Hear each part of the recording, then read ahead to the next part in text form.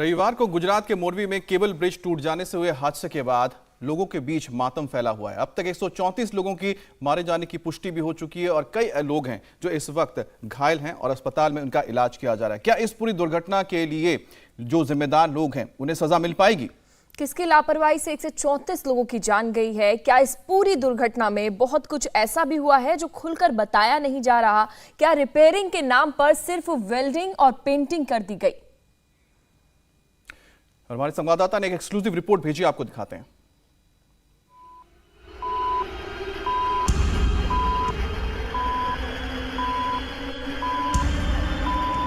पंद्रह सेकंड और सब कुछ खत्म।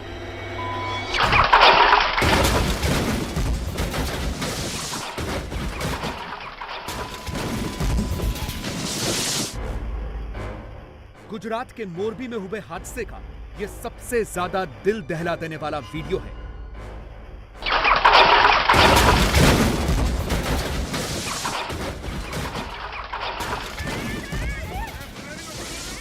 पूरी घटना सीसीटीवी में रिकॉर्ड हुई है।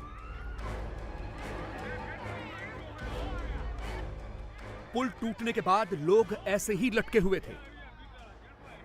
सैकड़ों लोग नदी में गिर गए। कुछ इस पुल के नीचे दबकर मर गए और कुछ लोग ऐसे ही लटके रहे। बचाने की गुहार लगाते रहे। चीख पुकार ऐसी थी कि तस्वीरें देखी नहीं जा रही। पर सवाल यह है कि इस हादसे के लिए कौन जिम्मेदार है? किसकी लापरवाही से गई 134 लोगों की जान? क्या सिर्फ ज्यादा भीड़ की वजह से यह हादसा हुआ? भीड़ को रोकने का इंतजाम क्यों नहीं था? भीड़ बढ़ाने के लिए कौन टिकट बेच रहा था? मोरबी में जहां ये हादसा हुआ, 140 लोगों की जान चली गई, वहां हम मौजूद हैं और यहीं से इस पुल की शुरुआत होती है। ये पुल 100 साल से ज्यादा पुराना है और अगर आप इसका स्ट्रक्चर देखेंगे तो स्ट्रक्चर पुराना वही है जो शुरुआत में था और यहीं से ये पुल शुरू होता है। इस पुल पर बताया जा रहा है कि 500 के आसपास लोग मौजूद थे और अगर आप यहां आगे आएंगे तो आपको ये समझना ज्यादा मुश्किल नहीं होगा कि इस पुल की चौड़ाई लगभग 3.5 फीट है और यहां से अगर आप नीचे की तरफ देखेंगे तो यहां नीचे गहराई लगभग 40 से 45 फीट रहती है और यही इसी वायर्स के जरिए हैंगिंग पुल था जिसे झूलता पुल कहा गया था। इसका रेनोवेशन हुआ था लेकिन उसके बाद कल देर शाम 6:30 बजे ये टूट गया। तो कैसे टूटा, किस तरह का जोर पड़ा, उसका सबूत यहां पर मौजूद है। ये एल शेप की लोहे की एंगल है जो दबाव पड़ने की वजह से टूट गई और ये लोहे का हिस्सा यहां एल शेप की एंगल टूटकर 2 हिस्सों में बट गई। जहां ये नट बोल्ट कसा था वो वहां से खींचा गया और ये तब सब जब हुआ जब इस रस्सी पर अतिरिक्त जोर आया। अगर आप देखेंगे तो इस हैंगिंग ब्रिज के लिए 2 लोहे की केबल्स थी। वो लोहे की केबल अभी भी एक यहां पर इंटैक्ट है, दूसरी टूटी और पुल उसी तरफ गिरा। यहां अगर आप देखेंगे तो रेनोवेशन की बार बार बात आ रही है। तो रेनोवेशन के तहत इस तरह की एल्युमिनियम प्लेट्स के साथ फ्लोरिंग की गई थी। यानी जो तार आप देख रहे हैं, ये स्ट्रक्चर आप देख रहे हैं, ये वही 100 साल पुराना स्ट्रक्चर है, सिर्फ फ्लोरिंग बदली गई थी। इस पुल को मोरबी के पूर्व शासक सर वाघजी ने बनवाया था। इसके लिए उस जमाने में पूरा मटेरियल इंग्लैंड से मंगाया गया था। गुजरात टूरिज्म की वेबसाइट पर इसे इंजीनियरिंग मार्वल बताया गया है। पुल चूंकि 143 साल पुराना था इसलिए इसकी मरम्मत भी बार बार होती रही। इस बार भी ऐसा ही हुआ था। यानी रिपेयरिंग पूरे पुल की होनी थी जिसमें वो तारें भी शामिल थी जिनके सहारे ये पुल पिछले 143 सालों से खड़ा था। लेकिन 7 महीने तक रिपेयरिंग सिर्फ इस पुल की फ्लोरिंग और साज सज्जा की गई। यानी पूरी कोशिश यह की गई कि पुल बाहर से ठीक दिखे, नया दिखे, ताकि ज्यादा से ज्यादा लोग इस पर आएं, लेकिन वो अंदर से कमजोर ही था, जर्जर बना हुआ था। थोड़े से लालच के लिए यह पूरी लापरवाही की गई जिसकी वजह से इतने ज्यादा लोग मारे गए। कंपनी ने जब दोबारा यह पुल खोला तो बाकायदा इसके लिए टिकट भी वसूली गई। झूलते पुल की टिकटें दिखाई देंगी जो यहाँ पड़ी हुई हैं, यानी बाकायदा यहां आने के लिए टिकट लेनी पड़ती थी। लेकिन सवाल यह है कि कैसे इतने लोगों को यह टिकट दे दी गई। 70 रुपए की ये टिकट है, जो तारीख है 28 अक्टूबर की एक ऐसी टिकट पड़ी है। लेकिन सबसे बड़ी बात यह है कि जो कहा जा रहा है कि पुल रेनोवेशन के बाद शुरू हुआ था, रेनोवेशन सिर्फ फ्लोरिंग का हुआ था, बाकी पुल वैसा ही है जैसा 100 साल पहले बना था, उसमें कोई बदलाव नहीं हुआ है। रविवार को छुट्टी थी, लोग पुल पर घूमने के लिए आ गए। जिस कंपनी ने रेनोवेशन किया वही टिकट भी बेच रही थी। ज्यादा लोग तो ज्यादा टिकटें बिकी, यानी ज्यादा फायदा। इसी वजह से पुल पर क्षमता से कहीं ज्यादा लोगों को जाने से नहीं रोका गया, जिसकी वजह से पुल की 143 साल पुरानी केबल भार सहन नहीं कर पाई और टूट गई।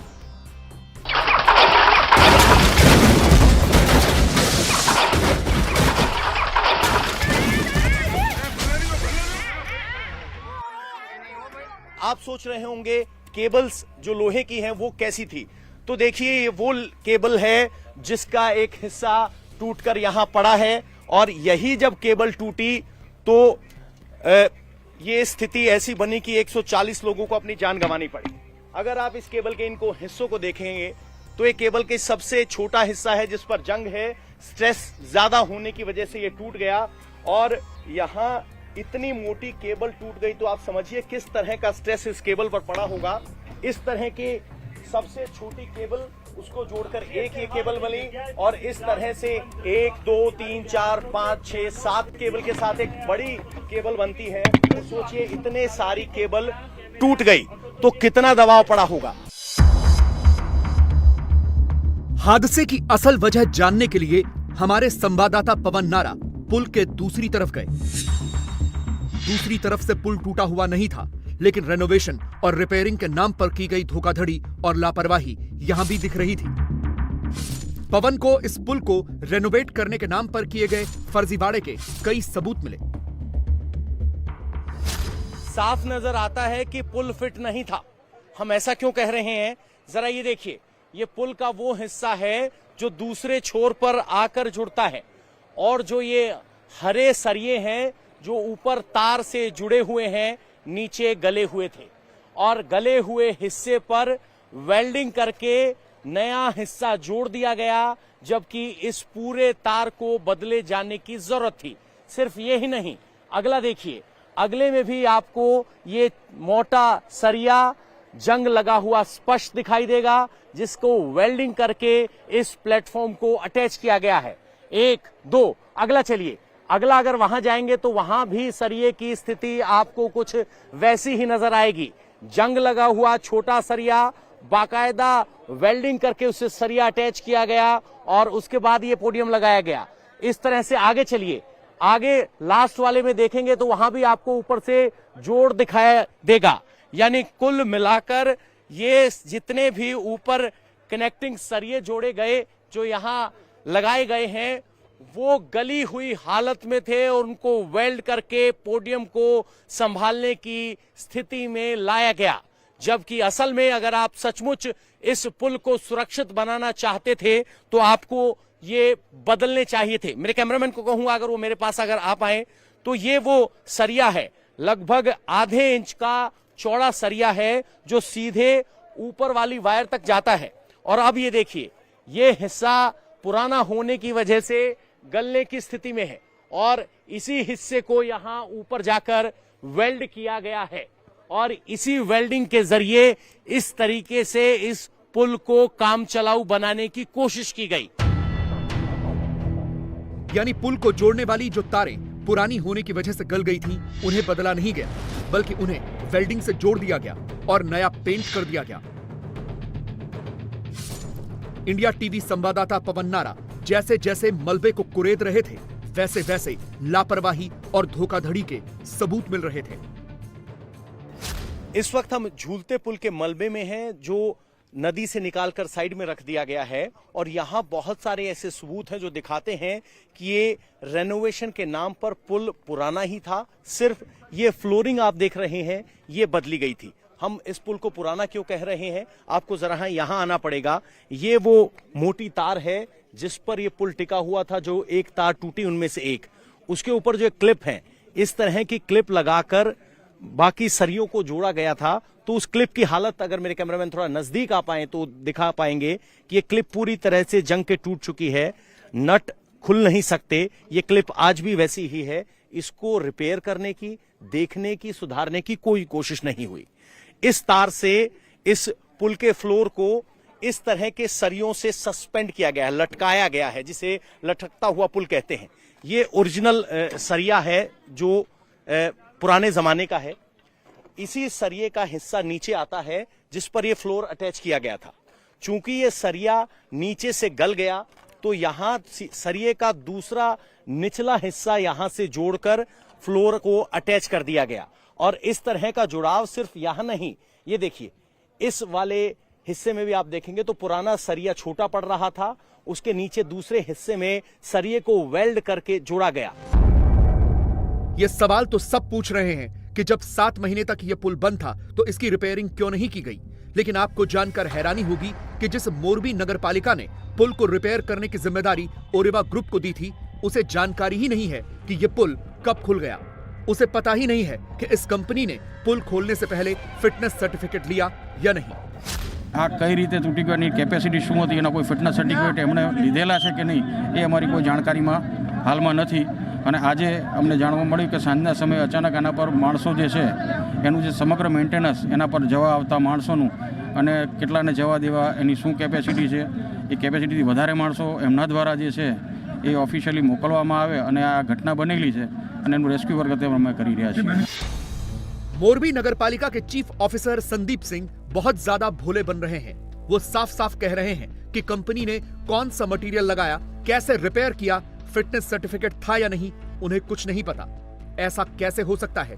लेकिन फिलहाल ऐसे ही लीपापोती हो रही है। આ જે છે એક સ્પેશિયલાઇઝ રિનોવેશન છે।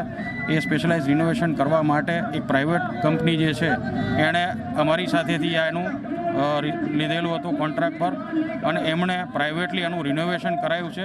એવું પ્રકારનું ગ્રેડ મટીરિયલ વાપરેલું છે, એનું હજુ કોઈ ઓફિશિયલ ખ્યાલ નથી। એ જે તે એમણે જે પ્રાઇવેટ કોન્ટ્રાક્ટર કે કઈ રીતે કરેલું છે, એમણે જેમની પાસે કરાવ્યું હોય એની પાસેથી એમણે સર્ટિફિકેટ પ્રાઇવેટલી મેનેજ કર્યું હશે કે મેળવ્યું હશે, એનો રેકોર્ડ અમે માગવાનો પ્રયત્ન કરી રહ્યા છીએ। પણ એમના પ્રતિનિધિઓ જે છે એ અત્યારે કોઈ સંપર્કમાં આવી નથી રહ્યા।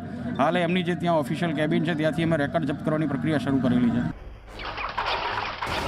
जैसा लापरवाही और लीपापोती भरा ये बयान है, हादसा होने के बाद अब वही लीपापोती वाली कार्रवाई भी हो रही है।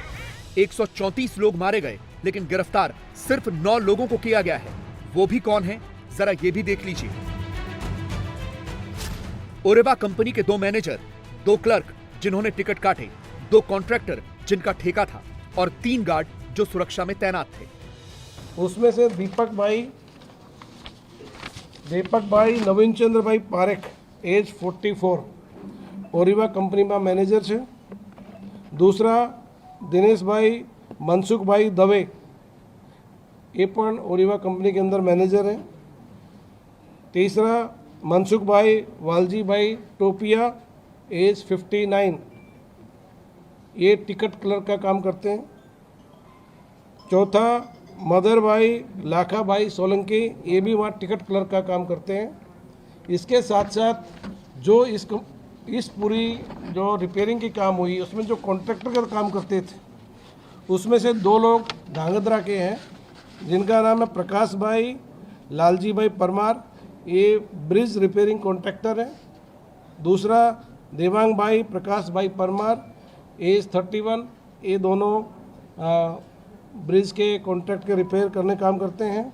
साथ साथ इस आखिर टीम के अलावा 3 ऐसे लोग भी हैं जो पूरी नेग्लिजेंट एक्ट, जिसमें लोगों को रेगुलेट करना होता है, ज़्यादा लोगों को निकालने का काम होता है, ज़्यादा लोग वहाँ की स्ट्रेंथ से बाहर नहीं निकले, तो इस तरह की जो सिक्योरिटी गार्ड थे, ये 3 लोगों को उसमें अरेस्ट किया गया है।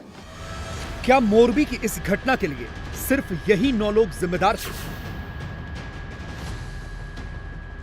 गुजरात पुलिस के इन अधिकारी से यह भी सवाल पूछा गया कि क्या सिर्फ कंपनी के मैनेजर, टिकट क्लर्क और सिक्योरिटी गार्ड ही दोषी हैं?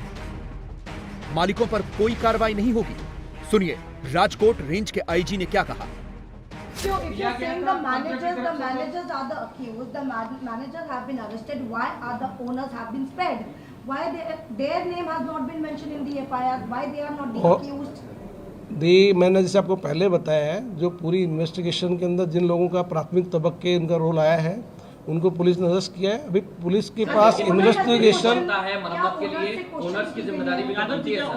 मरम्मत के लिए अगर उनकी भी तो जिम्मेदारी इसमें जिसकी जवाबदारी बनेगी उसके विरुद्ध में पुलिस द्वारा भविष्य के अंदर जैसे जैसे स्टेटमेंट आएंगे, एविडेंस इकट्ठे होंगे, पुलिस द्वारा पगला लिया जाएगा। गुजरात पुलिस के आईजी से यह सवाल क्यों पूछा गया था, यह समझने के लिए आपको तस्वीरें देखनी होंगी। ये 26 अक्टूबर की तस्वीरें हैं जब ओरेवा कंपनी के मालिक जयसुख भाई पटेल ने इस पुल का उद्घाटन किया था। वो बाकायदा अपने पूरे परिवार के साथ आए थे।